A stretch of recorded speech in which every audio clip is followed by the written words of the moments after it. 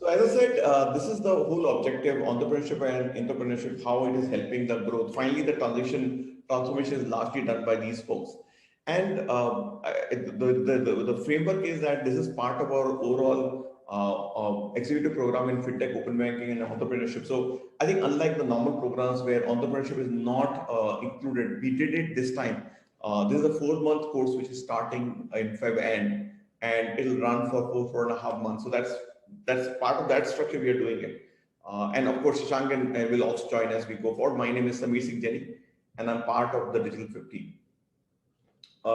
Just maybe a few 30 seconds on who we are. We are largely a fintech consulting, partnership, and training firm. And we work with a lot of entities in the market in multiple ways. Somewhere we do have the network with almost all banks, all fintechs, and it is two-way street. So it's not always commercial. There's a lot of work which we do is more relationship oriented as well. And of course, we do tons of training in the market. Just a quick perspective background of myself. In all my 25 years of career, I have been either so for example, initial 8 to 10 years, maybe it was more of a job kind of work I used to do. So let's say I used to work with Tata Steel, I used to work with UTI, and maybe in city days, I sort of tended to transform into an entrepreneur where they would give me overall view and then rest all you want to do, you do. So I became a head of digital for them and did a lot of transformation programs then. So anybody who's transforming the organization is somebody who's sort of going against the tide and needs to have a skill of entrepreneur. So that's where my learning began on this side. And then all my life in Kotak, I set up the Kotak Bank as one of the first few employees. 8-9 years setting up multiple banks in US and Europe as part of, and India as part of Wipro and Infosys. And then 3.5 years again with DCB, setting up resetting the bank and transitioning the bank. So that's largely the work we have done in my life. In terms of our services consulting, we do work with a lot of firms in the country sometimes as a CEO as a service, CTO as a service. We're setting up quite a number of I would say fintechs in the country, and we work with a lot of large banks as well. And hopefully, very soon we'll have a PSU bank also working with us. So that's consulting is big for us. Partnership is something which many of you would have seen. This is bringing the ecosystem together, getting business done, and pretty sort of large in the structure. And then training is somewhere we have been doing it for 3.5 years, and we have trained almost 3,000 people till now.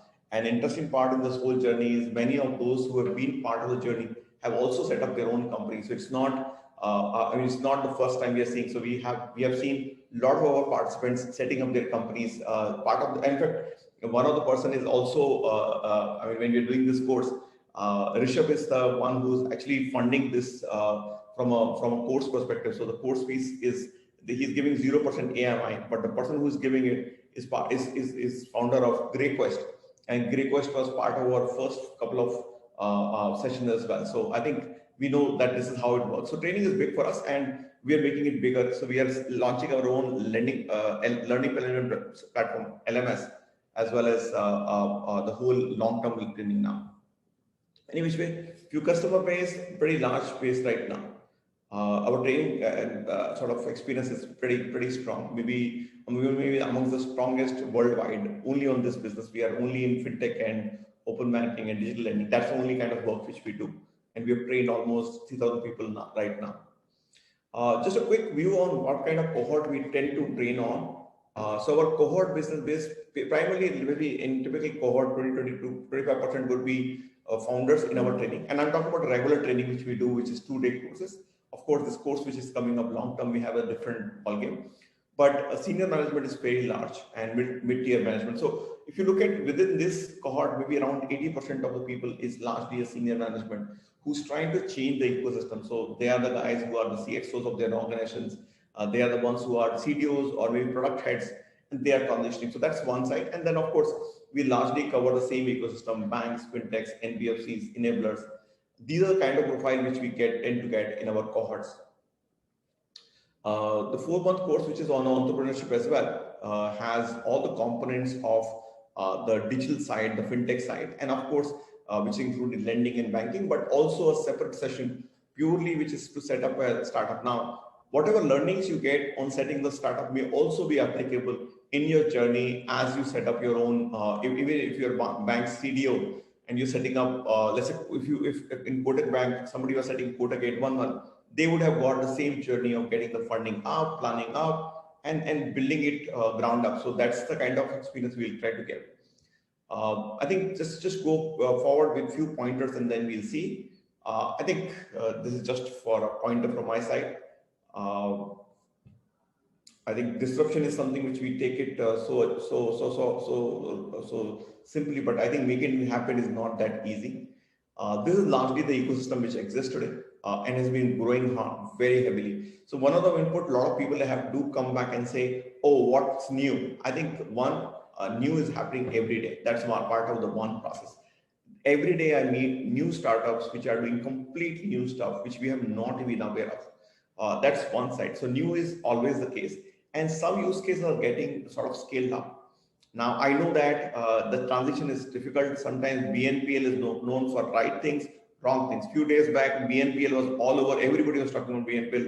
Now suddenly we have a change in the market where somebody is saying it's difficult, and UK there are some challenges. So I think market is very dynamic. But my perspective is that the innovation is not even maybe 5 to 10% done. There are spaces everywhere for somebody to build something afresh. So a lot of new, I mean, other than a direct B2C payment company, you can pretty much do anything else, and you can find new place to grow.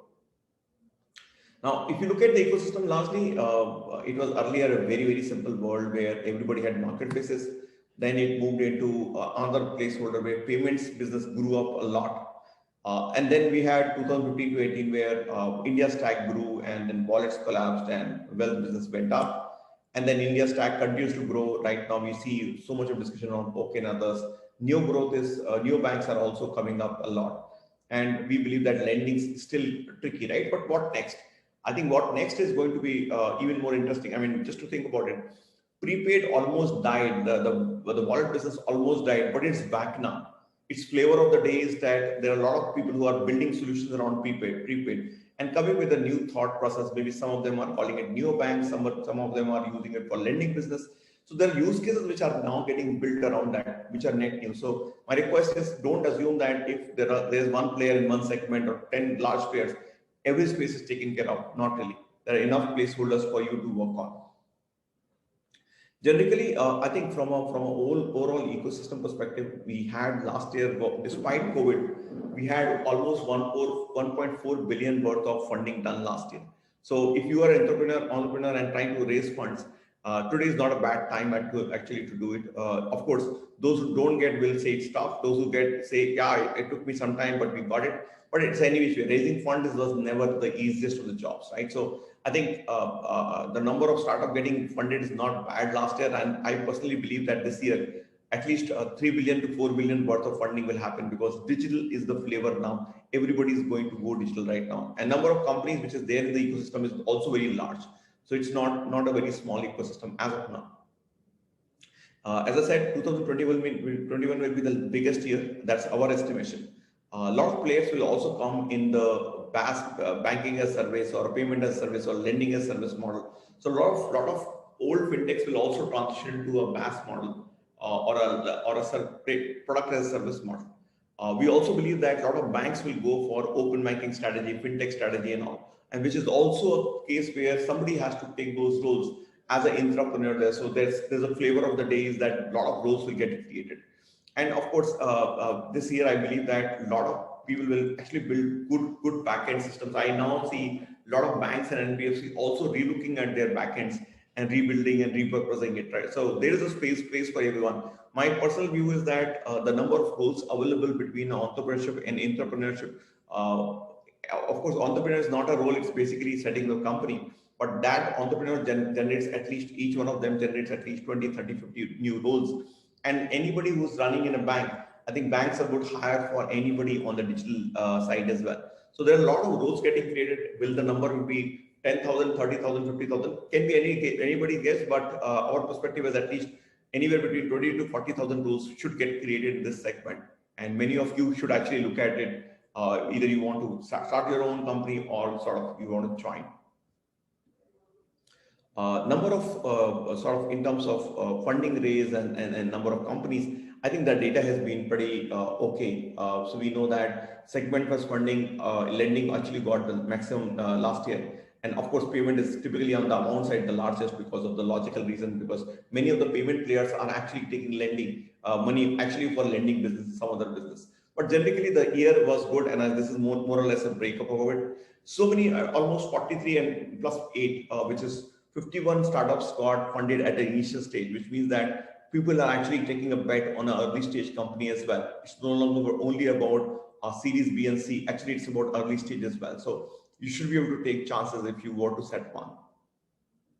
On the other side, even the large banks and NBFCs and everybody else has also been going on the digital side. So if you look at HDFC Bank launching Smart Hub, or ICICI launching that their ICSS stack, or a payment side, or Access Pay, or others are coming up, or digital lending. In fact, Bank of Baroda has been very massively recruiting in this area as well. So there is a largely we see a growth of transformation generally in the market. And this is not just for banks. I see it happening. I mean, a few weeks back, I saw somebody on the purely on the wealth insurance side launching their own platform, a platform as a service. So I think if insurance guys can offer, I think the world is going to be very different next few years. And I think Edelweiss had done it as their platform.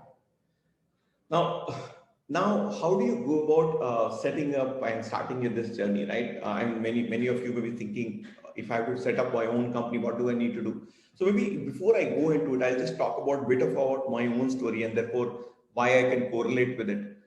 Is that from an entrepreneurship side, I actually was one of the first employees of Kotak Bank, and they gave me the task of setting up the entire internet banking for retail as such, and they said just go ahead and do it. And I think the liberty and the kind of width which we had was immense. So ideally you would have thought there will be a team which will get created. They didn't have the approach. They gave that responsibility in those days to few of us. I had one of them responsibility of internet banking. And the interesting part was that they didn't tell me that the corporate also had to be done. And we ended up doing both retail and corporate. So basically, entrepreneurship is about harnessing the maximum you could do. And we could almost compete head on with the best in the players because we had the agility in those days to set it up. And I remember those days were one of the best days of my life. And I learned most of my entrepreneurship skills in those times as an entrepreneur, where I was setting the bank, and I was one of my jobs was to set up multiple products, including maybe the retail internet banking, corporate internet banking, some bit of CRM and call center piece, some bit of cash management. So you got a bit of it in those days. And I was not very old then, so I do believe they gave me more responsibility. That's how entrepreneurship should be all about, doing more than what you expect to do. So that was one journey where I transitioned. And second journey, 4 years back when I started my own entrepreneurship journey. And I can tell you, I made tons of mistakes, and some of them are sort of very apparent now. And I would totally believe that if some of you are looking at these opportunities now, you can talk to me, and we can discuss on what you should be careful about. Any which way. So looking for opportunity is critical. You should, when you are looking at entrepreneurship, you should be able to find a placeholder where you can actually build something. So I think opportunity is critical for you to look. And there are obvious ones, some not so obvious ones. So I think maybe sometimes you have to read through more and maybe go more on the ground, meet more customers. While earlier we used to cut, copy, paste from other countries, it doesn't work anymore. India's far ahead on this journey on fintech side. So we need to find our own answers rather than looking at copying from anybody else. So look for opportunity. Looking for opportunity has been good. I think product level innovations have been very, very good. I think last few months we have been talking about lending on prepaid. I think it's a product innovation. So same form factor used for some other purposes. It's something unique. Looking at customer experience and stickiness, ultra important. I think that's a placeholder. Not many guys look at how do you ensure that you build experience and stickiness. Scalability, I think one of the challenges which we all have right now, when you are into services business, how do you scale? I think sometimes you have to look at it that if you are in product business, can you scale disproportionately? without stretching the team size. I think that's a scalability issue, which, for example, entities like a phone pay and others have been able to do. They're scalable, right? They know what they're working on. There's a thought process on vision. I think Kotak 811 is classical case of vision. They had a big vision and they implemented according to it. And of course, agility and adaptability. These are not all the aspects, but I think you just need to be cognizant. They will be relevant for your company you're setting up. In some sense, since you are the entrepreneur or you are the entrepreneur, they may be relevant to you as well. Yesterday, when we were talking to one of the banks and we were talking about new ideas, the only question I was getting from the senior management was, can we do something new? I think saying something new and understanding what the new can do for you and how do you search for it and how do you align the organization for that is the key part. Because typically, when you're doing these changes, everybody has to align to your thought process, which is not easy. Shashank, are you there? You want to take this slide forward? Yes, Amit. Yeah, go ahead. Thanks, Amit. So hello everyone, good to connect with you all. So in this continuing the same which Samir was talking about, that what are the different aspects of entrepreneurship or the entrepreneurship, we'll just look at some of the use cases which is there in the industry and how do people try to look at it. Like, say, for example, when you talk about the look for the opportunities, so this has been very but obvious when the open banking started evolving. And then many of the organizations could figure it out that how do you make the banking available on any third-party platform? So that was a clear objectives and the opportunities started evolving. So there was a company called Bank Open. Many of you would have heard about it. And what they try to do, that they try to put that entire the banking services like making a payments, looking at bank statement, doing the reconciliations on the accounting platforms that they have released for the SME or MSMEs. So, on the similar line, many of the leaders within the organization, like be it Yes Bank or the RBL, they took the front end, or the ICSA, where they also started making these services available for any third parties platforms who's coming to embed those banking services on this platform. So always look for this opportunity. So now that journey is extended. Now the new concepts are coming of the embedded finance. Can you start looking at the more into that? What can happen within if you are in the entrepreneurship, looking at and working within the organization? Can you look at that where you can contribute, or if you are building on your own journey, can you look at it that okay, can I build something on the embedded finance? You may be providing the services on the edutech side or the agri-tech. Can I embed the financial services? So look for the opportunities. This very clear. Any new regulations comes from the RBI, that may also throw up the certain opportunities. Like 2 days back when the RBI released on the something on the cryptocurrency guidelines, can something be done on that side? So industry keeps on throwing some of these insights. Only you need to pick up that whether it can convert into the opportunity. Having a right vision at the right time and continue to persuade that okay, yes, I can. This can be a bigger opportunities when the demonetization happened. At the same time, Kotak announced that okay, they will be launching that Kotak 811, and if you can correlate that number, that 811, it's referred to the 8th of November. So that's a Genesis schemes that okay, now that people will be pushed more towards that having the digital transactions, they will be doing a lot more digitals. Can I go ahead and launch a product? That was the vision, and they started the journey with a strong vision that we had a lot of opportunity to have Deepak Sharma coming and talking in our forums so many times. He said that okay, we wanted to look at these opportunities to build that platform which can start onboarding the customer. It becomes a good tool for the customer acquisition, and it relates to a good amount of the customers acquired through the Kotak 811 platforms. So, the banks also, you can have that entrepreneurship where that you have the vision and you try to work on the vision to make it happen. As he said, that this cannot be a study, but it's a way to execute. The entrepreneur or the entrepreneur, they bring the execution capability on the ground. So that's where that the vision gets materialized.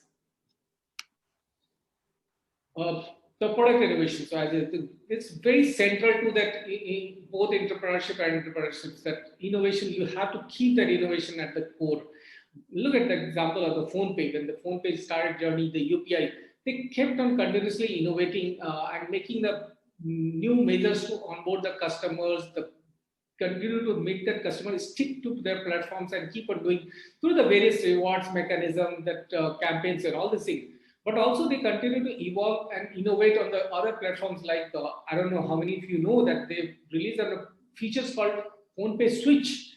So PhonePe Switch becomes a kind of an integrated mechanism on the PhonePe platforms, which allows any third party to embed that services, be it on MakeMyTrip or be it on the Swiggy, and you can access those platforms directly through the PhonePe, and it started generating an additional revenue for the PhonePe.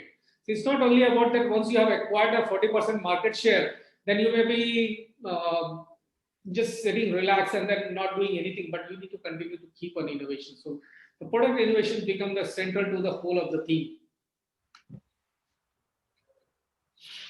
Then, as I was talking about that, you need to bring out, when you're talking about the entrepreneurship and or the entrepreneurship, how do you keep on improving on the customer experience and you make the customer to stick to your platforms? So classic example is Zerada.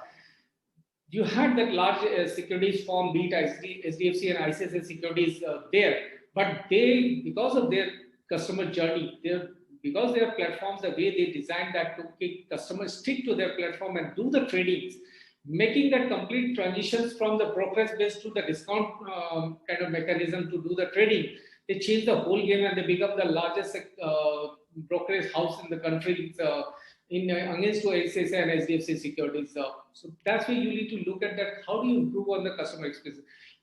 These guys brings on the table that the customer experience, different kind of engagement models, different kind of a mechanism to do the cross-sell, upsell.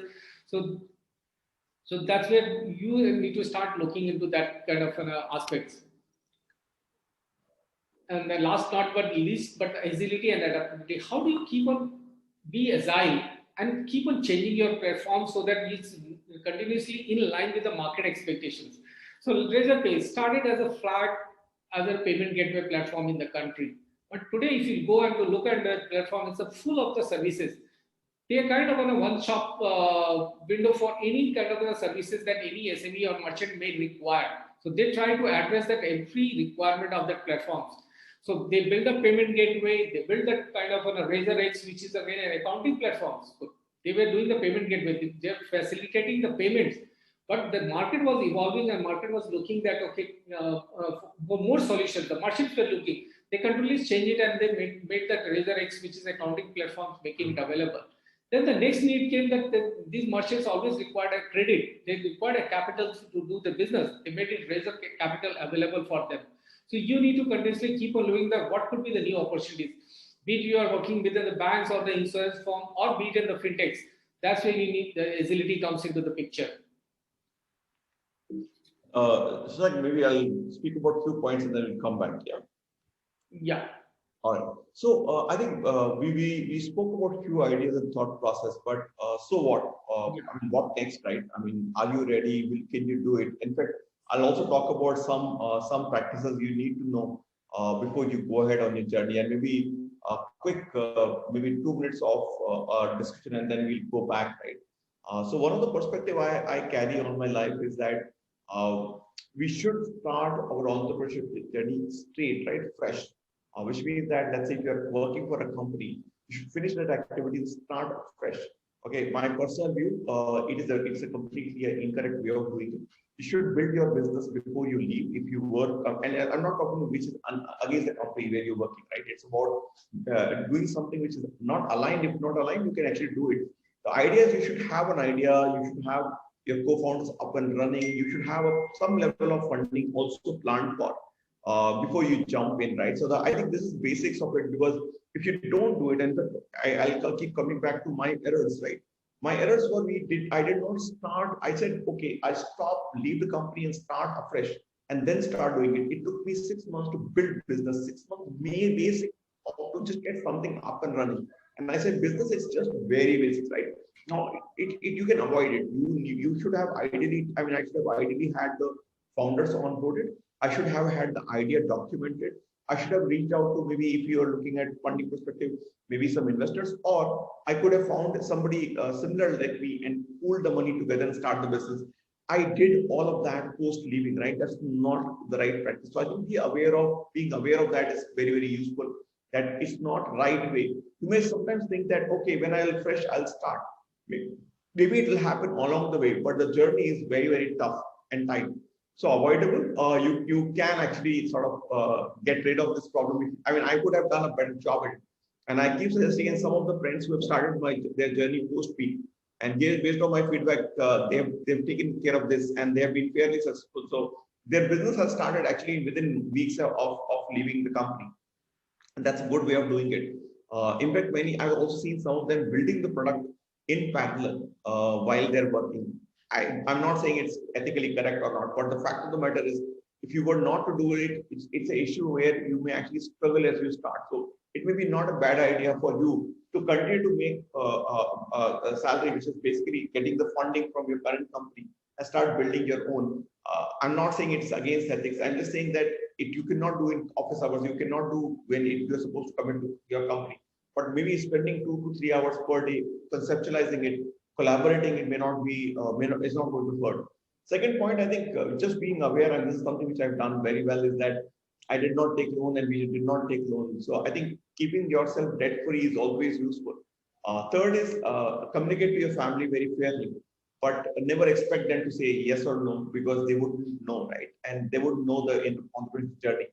Most of the families have no idea what entrepreneurship has been. I think we are all primarily from a middle class background, and we have been taught always that do the job straight and live life simply, right? Unless you're an entrepreneur kid, right?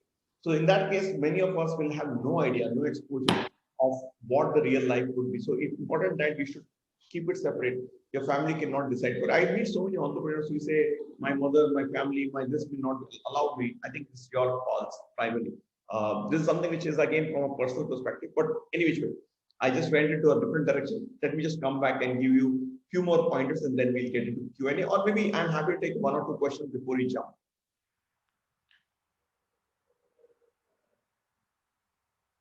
Okay, it's very, very specific. So anybody has any question on till now, or we'll go to details of how you should go about doing it on your own. Maybe I'll wait. So yeah, so are you ready? So means what all you need to do. Personal level, I will obviously talk to you about that. But generally, I think you need to be able to find the opportunity upfront. I think it's important that whatever the problem statement you're trying to solve, go into bit more depth. Ensure that you, if you're working within the company, and let's say you're trying to solve, if you're a bank employee is trying to solve an MSME problem, I think it's always good to meet the few SMEs, get your alignment, get also sponsorship, get everything possible to around that. So I think identifying is critical, and it's not very difficult to identify now, because some fintech somewhere would have done it as well within the country as well. So if you're a entrepreneur in a large organization, you can actually find the solution somewhere in the market and scale up, because banks have scale. But if you are part of a small entity and you want to set it up, I think you can be on the ground, meet more customers. In fact, we were helping someone to set up a trade finance focused neobank. So with the idea we gave, and once the framework was built, I told them that please spend few more months with startups in this segment, or customers in the segment, and he set up a very decent trade finance focused company as of now. So that's kind of work which you can do if you can actually go deeper into it and meet customers, understand the real problem. Of course, you need to ensure that innovation is the center. You just can't repeat everything else which is happening. So you need to have something change, because otherwise it will be me too. And I can tell you that me too has not worked too often. Otherwise, even if me too with a great execution is also good, but pure me too has never worked in the country. So be aware that me too will not work. I think it's important that all the processes or delivery structures are clearly taken care of in detail. So how product is built, how delivery will happen on the ground, what stack you will build. Sometimes the idea is only to ensure that stack is right, and market will build something around that. So that's something which you should look at it. Let's say NPCI built IMPS, but the usage of IMPS for, let's say, innovation is done by the market. So you need to ensure that what you do is just not just about process automation, something more, something unique which can come out. Of course, use technology to a great extent. So many of the organizations, in the name of innovation, do not really respect technology. I think technology is something which is driving a lot of changes. So ensure that whatever you build, technology is very, very core to it. Collaboration is critical. I think most of the business which is happening right now is through collaboration. So ensuring that your business model is not independent and saying I will access the customer and my product, my service, doesn't work anymore. You need to be part of the ecosystem. You can either be building the railroad, or you can be an innovator which is aggregating data from somewhere else, or you may be just innovator which is analyzing data. Somewhere you need to ensure that you work with others rather than say I will control the ecosystem. I think it's a very old way of looking at it. Won't work. Of course, learning to live with the risk is critical, because I know so many entrepreneurs who sort of tend to go back to a business as usual job because they can't work in a very, very chaotic environment, right? And I wrote something yesterday that in last 4 years, either we have been only in two stages, either scale up mode or a crisis mode. There's no other mode. When COVID happened, we were initially in sort of crisis management, and immediately after that we were in scale up. I have yet to see a normal life, right? And that's what you will see, because you are perpetually on the scale up or going through a risk. For example, post COVID we may have a new risk. I mean, for example, we are in consulting business, we may carry a risk where suddenly a customer from, let's say, another country starts work. That itself can be a risk, right? Somebody starts a large work, and how do you manage? So since the size is small, it's tough business as well. So being aware of it is useful. Now, with all of that in mind, we have built this program, which is purely on fintech and entrepreneurship. And maybe Shashank, you can take us through for a few minutes, and then we'll take Q&A. Sure, Samir. Yeah, so Samir, as he has spoken about that, we have launched this program on the executive program. That's very extensively we looked into, and we designed it as for the current times to primarily promote and build that entrepreneurship as well as the entrepreneurship within the organizations. So all the aspects that he's been talking about, like how to identify for the opportunities, or the how do you drive for the innovations, how do you learn to live the risk management. So that's those all aspects have been taken care of and tried to build into that.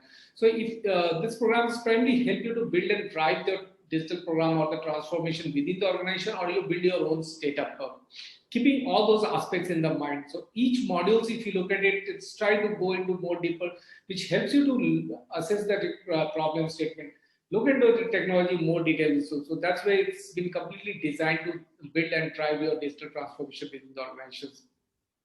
Understand all the critical aspects of the digital transformation or the entrepreneurship.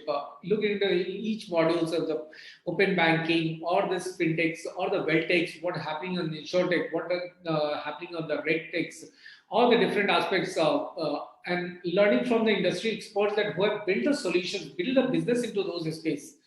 As well as we learn from the experts. So all these areas that we are trying to bring on those experts to talk about those different critical aspects. And then skills yourself because, through the different models, be it on the wealth or be it in the insurtech, be it in the open banking, embedded finance, or the regtechs. So that all these different models that we try to understand and build and learn. And then not only that, just defining and the building the different models, but also that how do you go forward the implementation, what set of the technology can be used, how the technology should be used, how the framework should be implemented on the ground, how the processes should be digitized, how the automation can be happen, every aspect of the implementation being looked into. Cyber security, how the governance is structured that need to be followed when you are scaling up the business, or you're setting up your own business, or you're driving a new initiative like Quota Gate 1 within your organizations. Look into that complete implementation approach. So we try to emphasize on this program on the implementation side of it, not only on the concept part of it. So that's the aspects. And on the program delivery structures, so as we talked about, this is more going to be interactive sessions, and coming from the industry expert on all the areas. It's completely designed with the case studies. So each of the models when we go to talk about, we try to look into the various case studies like Quota Gate 1, how the Quota Gate 1 was built, how it was rolled out in the market, how the PhonePe was built, or how the Bank Open was built, or any international like Stripe. We'll try to look into that each areas that one of the case studies, and then also the capstone project by the participants like all participants forming a group, and each module by module that you try to build a business model on your own. So capstone project and the assessments, completely online live sessions through the Zoom, as well as offline recorded sessions, spreading through the 4 months and then 130 hours. And the participant workshop through the various building business models. So like we try to have more workshops so that you can get engaged with the various your networks ecosystem, the players and the speakers and the participants. So that's where if you look at the delivery structure. Yeah. So you want to pick it up? Yeah. So essentially, as we spoke about it, out of those 10 modules which we have in the whole ecosystem, I think one of them is purely on setting up a startup. I think a lot of people don't know how to convert these ideas. They don't know what is MVP, how it will work. Pricing is something which I've seen a lot of people making tons of mistakes. Costing, people don't cost it well enough. There's also issue of how the pitching is done. So we've done around 8 to 10 hours of workshop only for that. And as usual, I think like all our sessions, it is all led by, so typically 40% or 50% of delivery is done by us. And we also get experts on markets. For example, from a pure entrepreneurship perspective, you want to say, let's say what VCs are looking from funding perspective. So we will get VCs talking to you. We'll get the very entrepreneurs talking to you. We'll also get somebody who's running the accelerator talking to you. So idea is that you get to meet people. You're no longer just sort of learning a bookish stuff. It is about learning from the real experience. So that's largely the case with all our training. It's one-on-one with those guys kind of coming up, talking to you and also solving your query. So that's one piece. This is completely a new segment we've added to our framework, which is converting business ideas to models. And then, of course, deep sessions on fintech, all the ecosystem players, how the open banking works, innovation works. All of that, as usual, is there. So these are all powerful sessions by, again, not led by us, but actually also by the ecosystem players. So we believe that across these 4 months of course, we'll have around 30 speakers coming from the market who are the best in the world to talk to you as such. So that's how been our experience. Many of you who would have joined us in previous trainings is all about practical knowing stuff rather than just bookish stuff. So I think the flavor of the day is changed. And I think after these trainings, many of you would be actually able to lead these changes as well. So digital lending is one, digital payments, digital banking. Digital banking is more from a bank's perspective.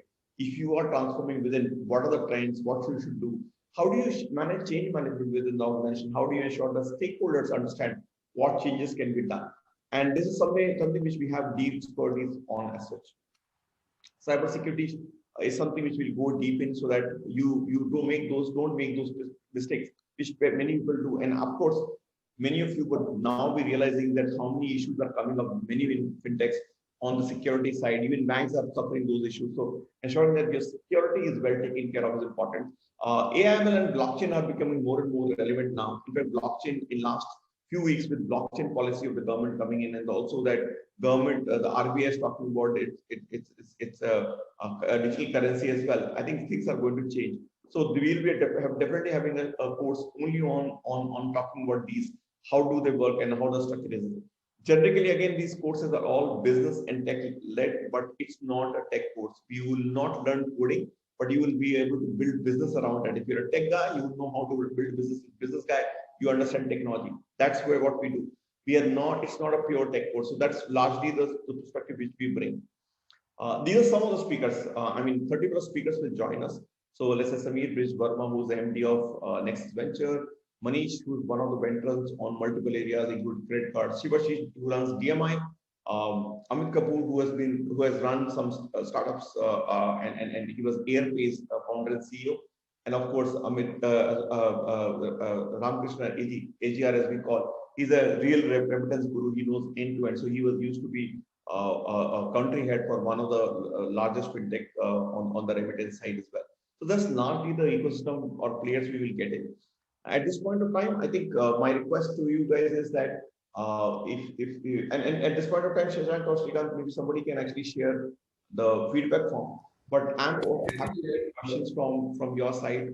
Anything you want to know about entrepreneurship. In fact, one of the things which we are actually doing in this part of this course is we will also give a 1 hour of one-on-one meeting with all the participants of these classes, because we believe that while you know all of that, you would need personal interaction as well. So we are adding a consulting 1 hour also to this whole training.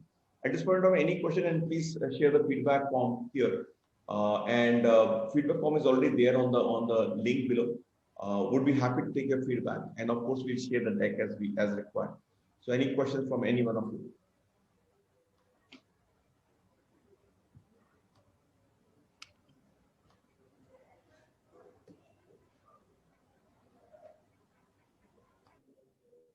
You can write your questions if you want to, because if you're shy of asking questions, you can write and we will take those questions as well.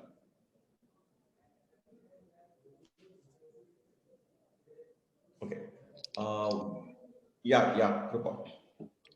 Hello, sir. I wanted to know, today there was a discussion in WhatsApp group regarding the release of a new framework for testing the data apps by regulatory sandbox.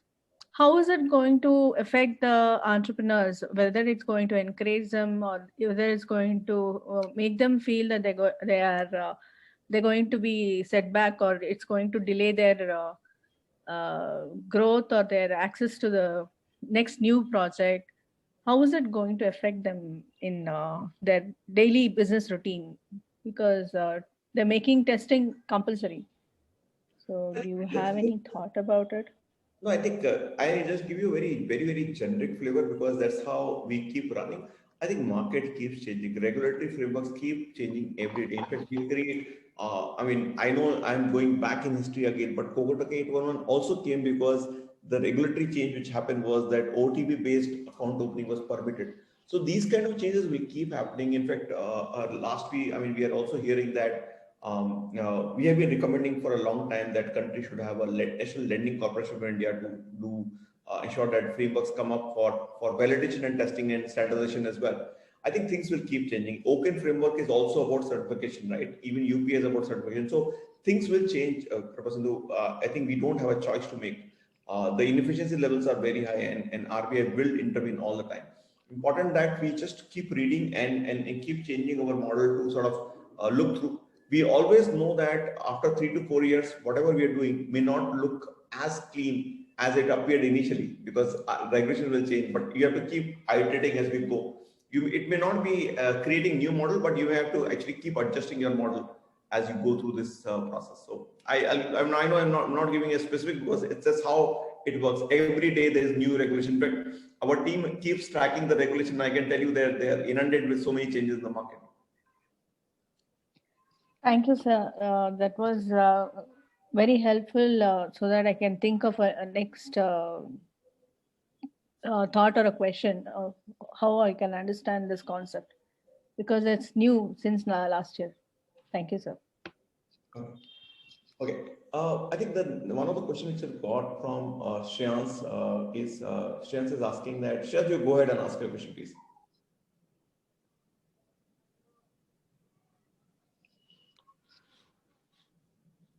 Okay, if not, then hello.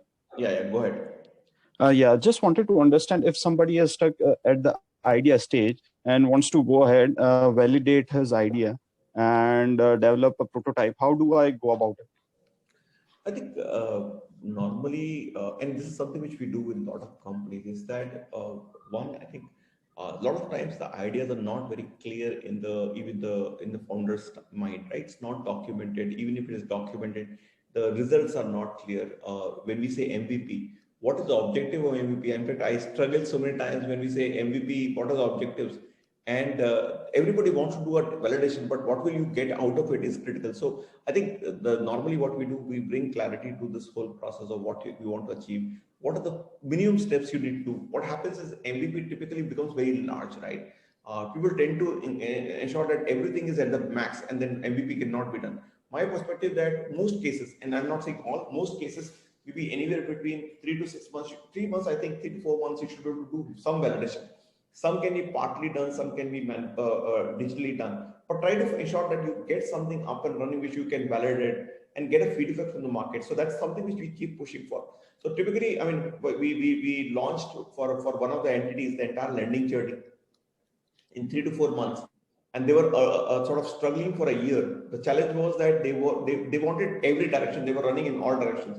All we did was to cut down the scope and say, this is what if you achieve, you will be able to sort of validate your scope, right? So something, it's about getting the idea structured. Maybe sometimes they did not know whom to approach for, let's say, lending business, right? So the lending needs partnership. So we got them the partnership. They didn't know what to, with whom they can do a technology type. So that largely ideas, I think this is basically finding the right network, right ideas, and just validate. So 3 to 6 months is typically what we do right now from idea validation perspective. So yeah, I think this is something we should look at. And I know it's tough for founders. We are right now building something on credit card side with a couple of people. Again, very unique, but and it's sometimes very Herculean when you have to explain the concept to a lender or a bank. Sometimes takes months to explain because you may have thought about it, but I mean, it's very difficult sometimes for bankers to understand that. So that's something which you need to look at and plan for. But I think 3 to 6 months we should be able to go live with most of the use cases if they are not ultra complicated. Yes, sir. My idea is also on the credit card industry only. So just wanted to understand how can we take it forward.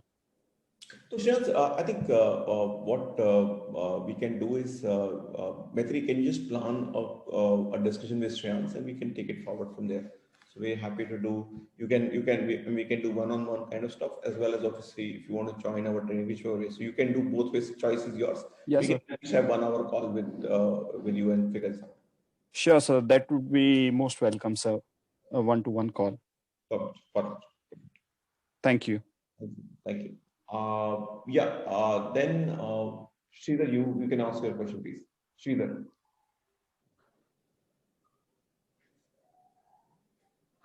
Yeah.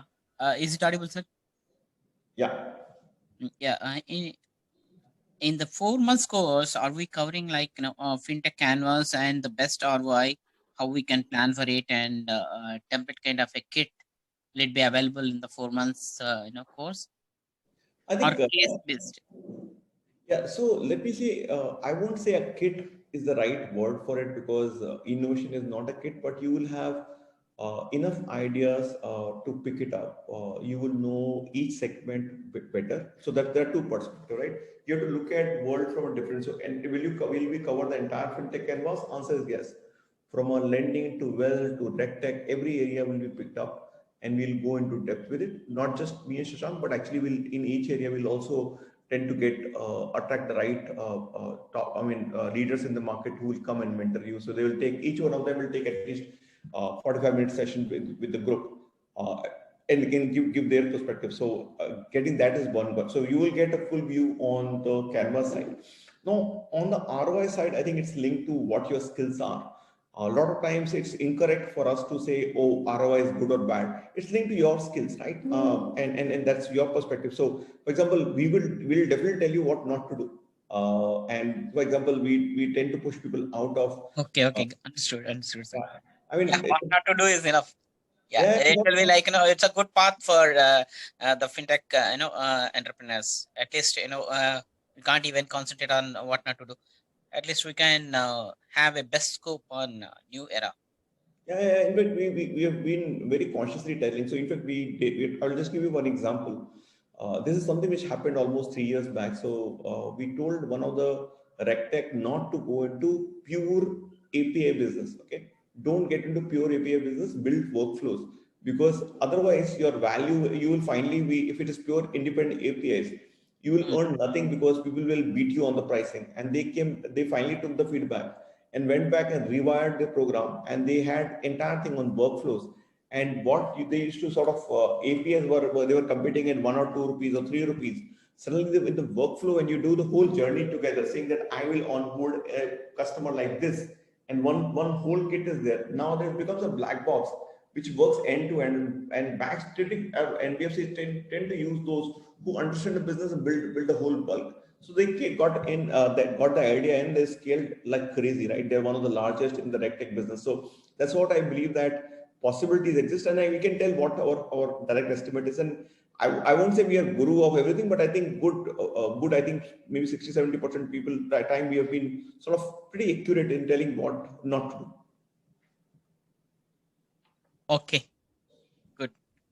Okay. Nice session, sir. It's one more insightful session from this. Thank you. And in the meantime, keep filling your form. I think one of the question I'm just seeing is that how do you onboard? I think you just need to fill up the form which is there. Somebody will reach out to you and onboard the process. And good news is that in the whole process, the EMI framework is also taken care of. So we don't need to pay from. I mean, there's some feedback we've been getting is that how do you get EMI? So that's all built in. There'll be somebody who will actually our participant from the first training class will actually lend for this training, right? So this is interesting for us. Any other question right now as we go towards closure? And I think the next question I got was that can we get the deck, please? I think that you will get if you fill the form, you will definitely get the deck. We'll respond back shortly. Any other question from anyone? Yogendra, Neerav, Umesh, anybody else has any question, please?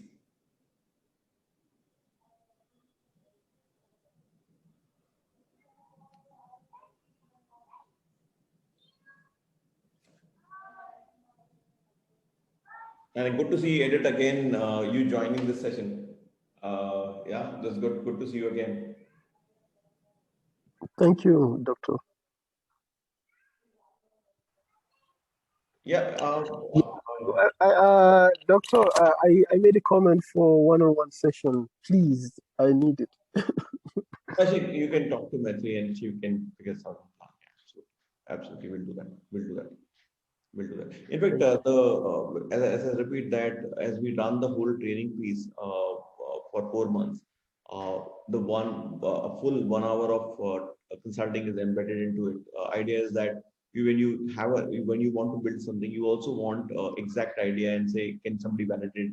We'll definitely between me and Shashank or Shrikant, we'll personally sit with you and drive it. So definitely on the table, I did. Okay, thank you, sir. Yeah. Yeah, and I think the next question I just saw was, okay, when is it starting, right? Oh, so this is starting end of this month. So kickoff will happen on 27th, and the formal classes will start in March. And we are looking at a cohort of primarily people from India, but definitely as usual we'll have at least 20-30% people from other countries as well. So timing wise, the way we have planned for is a Saturday Sunday class. So typically, first Saturday of the month, and then second Sunday, third Saturday, and fourth Sunday. So it's a complicated structure. But idea is to ensure that we also cater to the Middle East need, where on Sunday they are working. So on second Sunday, we tend to get a second half done. So we'll share the schedule for that, but it's in line with availability of people from both the areas, which is India and Middle East. And of course, we, as usual, we'll have people from even US and Europe as well. So we tend to ensure, but in a month, we are going to have a maximum of 25 hours of training. Idea is that you should also get the time to sort of build on these concepts and build your own companies if you are running in parallel. So I think typically when you do 2-day courses, it comes as a bullet in your head, but this will be slow. You will understand the process and you can also take time to build your own companies. That's how we've sort of tending to build it. It's obviously, somebody was asking that can 4 months be made shorter? Not really. We want to ensure that you at least spend the time and get that view, because otherwise we compress it too hard. If you do it just 2 months training, and you will have almost all weekends on both Saturday Sunday block, I don't think you will get the time to analyze and understand the concept. So that's one reason why we've sort of completely gone for a slightly slower process, 2 full days in a week and 2 half days in a week. Into 2 full days in a month and 2 half days in a month. So that's mota 24-25 hours is what we are doing.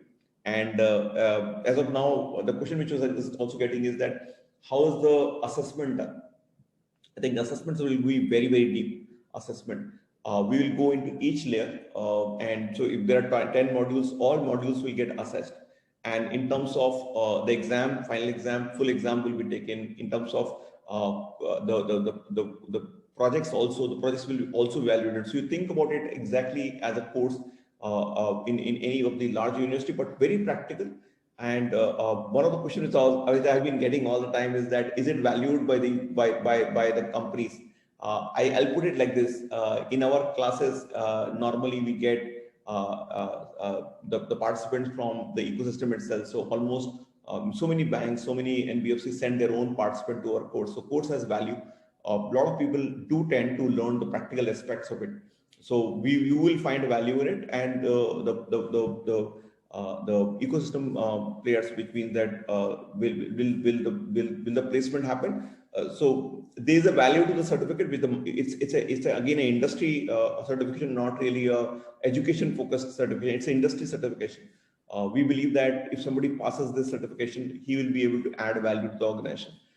In terms of what help we can provide to the participant from the jobs perspective, we have sort of tied up with few entities in the market, which are large employers, and they will basically share your resume with them. Each one of you who passes our certification post that, we'll share your resumes with them.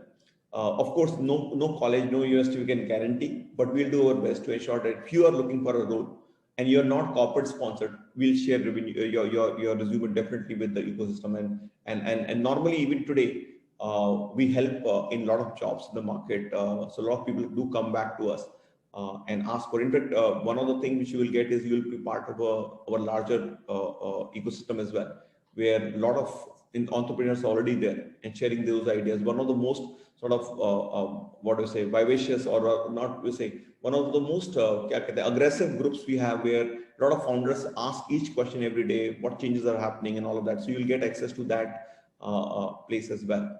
And of course, we'll have a full scale learning management tool where even after the class, recordings will be made available where you can look at it. So everything will be made available on digital platform with a clear learning management tool and all of that up and running. So with this, I stop right now. If there are no more questions, we'll close that. Shashank, have you got any question right now? No, Samir, I don't have. All right. With this, we stop now. And thanks everyone for joining us. As I said, entrepreneurship is very, very sharp and focused. There are not too many guys who intend to do.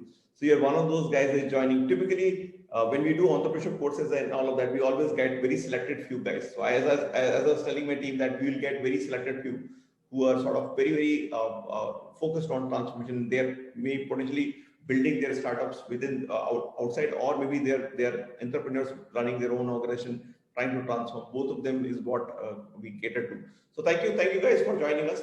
Hope to meet you again in the next set of webinar coming.